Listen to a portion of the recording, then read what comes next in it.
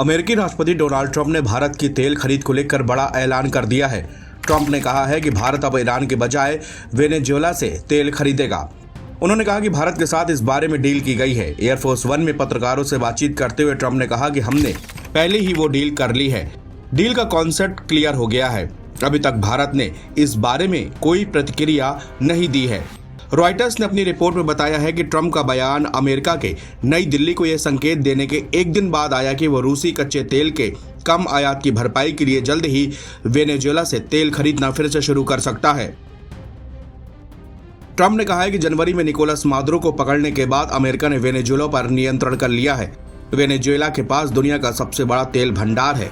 इसके पहले ट्रंप ने अगस्त 2025 में रूस से तेल खरीदने के लिए भारत पर 25% का अतिरिक्त टैरिफ लगाया था। वाशिंगटन का कहना है कि रूसी तेल खरीद से पुतिन के युद्ध को फंडिंग मिल रही है। ट्रंप ने रूसी तेल को एक बड़े खरीदार चीन को भी डील का ऑफर दिया है। अमेरिकी राष्ट्रपति ने कहा कि चीन का स्वागत है, वो आए और तेल पर एक शानदार डील करे। हमने पहले ही एक डील कर ली है। भारत आ रहा है और वो ईरान से खरीदने के बजाय वेनेजुएला से तेल खरीदेगा, तो हमने पहले ही डील का कॉन्सेप्ट बना लिया है। ट्रंप का जवाब ऐसे वक्त पर आया है जब अमेरिकी दबाव के चलते भारतीय रिफाइनरियां रूसी तेल आयात में कटौती कर रही हैं। बीती 30 जनवरी को पीएम मोदी ने वेनेजुएला की कार्यवाहक राष्ट्रपति डेल्सी रॉड्रिग्स से बातचीत की है। इस दौरान दोनों नेताओं ने अपने द्विपक्षीय संबंधों को मजबूत करने पर चर्चा की। पीएम मोदी ने एक्स पर बातचीत की जानकारी शेयर करते हुए लिखा कि वेनेजुएला की कार्यवाहक राष्ट्रपति डेल्सी रॉड्रिग्स से बातचीत हुई। हम सभी क्षेत्रों में अपनी द्विपक्षीय साझेदारी को और गहरा व्यापक बनाने पर सहमत हुए हैं, जिसमें आने वाले वर्षों में भारत वेनेजुएला संबंधों को नई ऊंचाइयों पर ले जाने का साझा विजन है। अमेरिका के राष्ट्रपति के इस बयान से संकेत मिलता है कि वैश्विक ऊर्जा कारोबार में बदलाव हो सकता है। अमेरिका बड़े तेल आयात करने वाले देशों पर दबाव बना रहा है कि वो अपने तेल के स्रोतों में बदलाव करे और नई व्यवस्था अपनाए। ट्रंप का ये बयान ऐसे वक्त पर आया है जब अमेरिका ने एक दिन पहले ही भारत को संकेत दिया था कि वह रूसी कच्चे तेल की कम होते आयात की भरपाई के लिए वेनेजुएला से तेल की खरीद फिर से शुरू कर सकता है।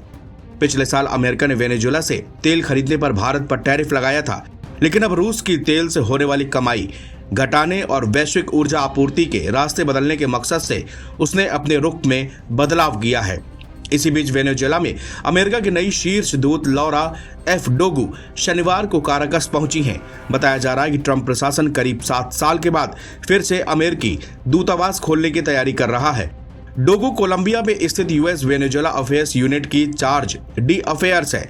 उनका काराकस पहुंचना अमेरिका और वेनेजुएला के रिश्तों को सुधारने की दिशा में एक अहम और खुला कदम माना जा रहा है। अमेरिका ने 2019 में अपने राजनयिकों को वापस बुला लिया था और काराकस स्थित दूतावास का कामकाज बंद कर दिया गया था। इस महीने की शुरुआत में अमेरिकी विदेश मंत्रालय की एक टीम निकोलस मादुरो की गिरफ्तारी के बाद पहली बार वेनेजुएला गई थी। वहीं इस हफ्ते की शुरुआत में स्टेट डिपार्टमेंट ने अमेरिकी कांग्रेस को जानकारी दी कि वो दूतावास की सेवाएं दोबारा शुरू करने के लिए चरणबद्ध तरीके से आगे बढ़ने की योजना बना रहा है।